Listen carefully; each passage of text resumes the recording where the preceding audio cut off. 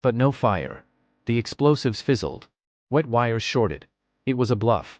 But they were still trapped. Suddenly, sirens. Spotlights. Helicopters. Monroe had arrived, with federal agents. Storming the building. Layton was caught fleeing through a side tunnel, tackled by agents. Zachary wept. Bernice breathed. Alaya collapsed. In the weeks that followed, the arrests were historic. Judge Avery. Sheriff Beckett. Travis Layton. Multiple deputies. Parole board members. 2 state senators. They had all taken part in a massive cover-up of unlawful detentions, false charges, and covert experimentation on inmates, pushed through small-town sheriffs in exchange for funding, land, and silence. Zachary turned witness. Alaya's mother, once silenced, gave a full testimony on national television. And Alaya herself became the face of justice. 2 months later, a letter arrived at Alaya's door. No return address. Inside was a photo. Malik. On a security cam. At an undisclosed site. Dated 2 days prior. Alaya's blood ran cold. Because Malik had disappeared the week before. And the photo had one line written across the back. No one leaves clean.